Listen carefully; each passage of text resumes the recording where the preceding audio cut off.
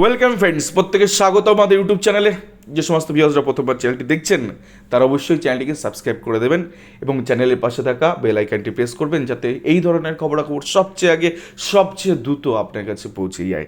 তো আজকে যে বিষয় নিয়ে কথা বলবো সেটা হচ্ছে 11,765 নিয়ে একটি ঐতিহাসিক মামলা হাইকোর্টে দায়ের হয়েছে গতকাল। সে বিষয় নিয়ে আমরা আলোচনা করব। তো ফ্যাক্ট কী, মানে ফ্যাক্টসগুলো কী কী আছে এই মামলার। তো 11,765 বিপাকে পড়তে চলেছেন বেশ কিছু ইন সার্ভিস টিচাররা। কেন বলছি এই কথা?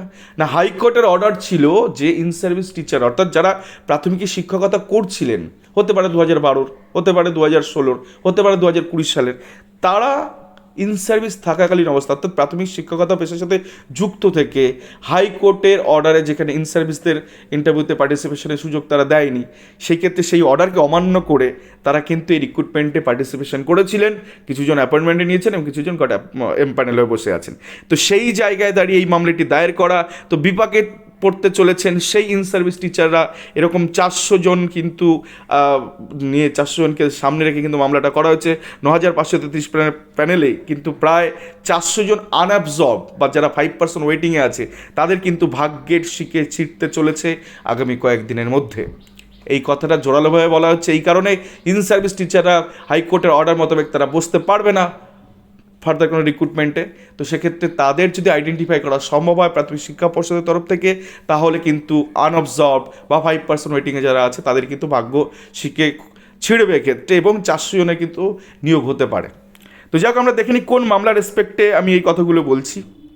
তো আমরা দেখে নেব যার WPA number 7574 of 2024, 2024 7574 WPA writ petition নাম্বারে যে কেসটি দায়ের হয়েছে দীপ্তাঙ্গ মজুমদার এবং আদার্স রিট পিটিশনার, তার সাথে versus the state of West Bengal and others respondent party. তো এই ক্ষেত্রে সোমেশ কুমার ঘোষ এই মামলার মেন অ্যাডভোকেট, তিনি এই মামলাটি করেছেন। এবং এই মামলাতে যদি আমরা একটু খেয়াল করে দেখি, মামলাটা হচ্ছে 18/3/2024 তারিখে এক্ষেত্রে করা হয়েছে। অর্থাৎ এই মামলার ক্ষেত্রে আমরা দেখতে পাচ্ছি যে 18/3 তারিখে মামলাটা ওঠার সম্ভাবনা রয়েছে এবং সেক্ষেত্রে আন্ডার হিয়ারিং রয়েছে এবং লর্ডশিপ আর্জেন্ট মোশনের ক্ষেত্রে বলা হয়েছে, অর্থাৎ আর্জেন্ট মোশনে এই মামলাটাকে ফেলা হয়েছে। এবং আমরা জানি যে group B matter justice Rajeshwar Manta sir তিনি শুনছেন। তো গ্রুপ বি ম্যাটার আশা করা যায় এই মামলাটা কিন্তু কোর্ট নাম্বার 13 যেখানে জাস্টিস রাজেশ্বর মান্তা স্যার বসে আছেন সেখানে এই ম্যাটারটা শুনানি হবে এবং এটা আর্জেন্ট মোশনে কিন্তু ফেলা হয়েছে। আমরা দেখবো যে এই রিট পিটিশনে অ্যাকচুয়ালি কী বলা হচ্ছে এবং এই রিট পিটিশনে কতজন পিটিশনার আছে আমরা সেটা আইডেন্টিফাই করবো আজকের এই ভিডিওতে।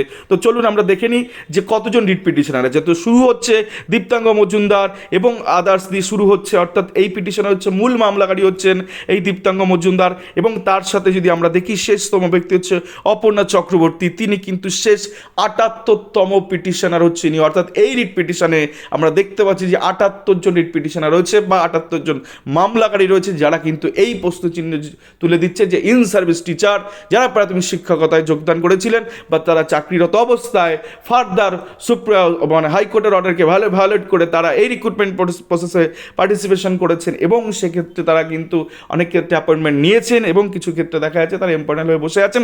সেখানে বিচ্যুতি হয়েছে প্রায় 400 জন ক্যান্ডিডেট। সেটা কী আছে আমরা একটু সিনপসিসটা দেখে নিই, এত কথা না বলে। তো যখন সিনপসিসের ক্ষেত্রে আমি যদি দেখি, প্রথমে বলা আছে সিনপসিসের ক্ষেত্রে the West Bengal board of primary education by the terms of notification being number এত dated 29 September 2022 read with the recruitment notification memo number এত dated 21 October 2022 initiated process for the appointment of the to the post of assistant teacher in government aided sponsor junior basic primary schools in 11,765 state wise vacancies during online application. অর্থাৎ এই 11,765 গল্প এখানে বলছে যে 11,765 notification ডেটে এটা হয়েছে।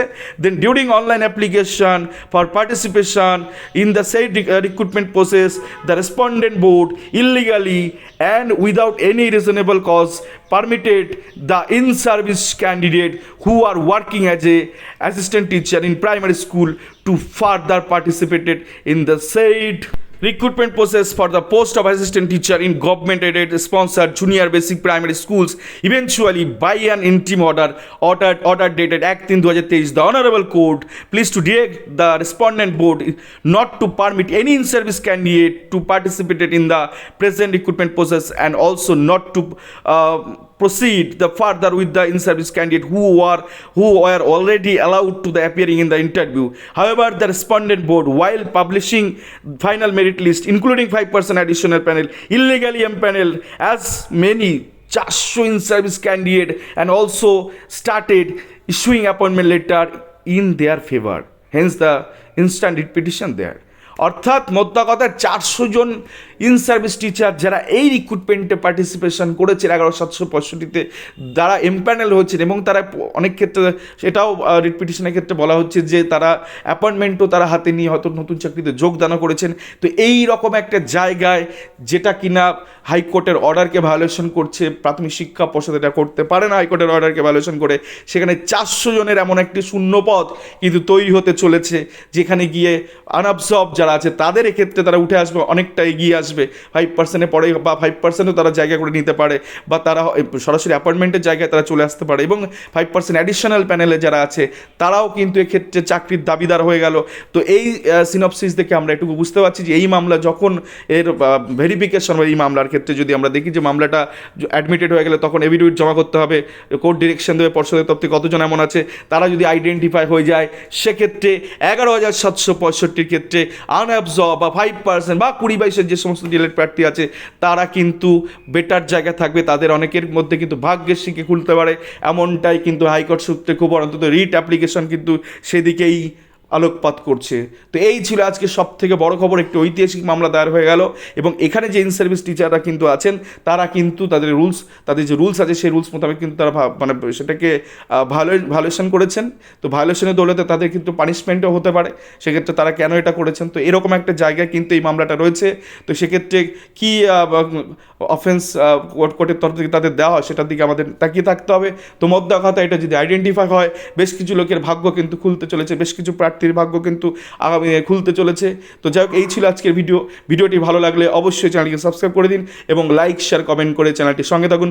ধন্যবাদ সকলকে।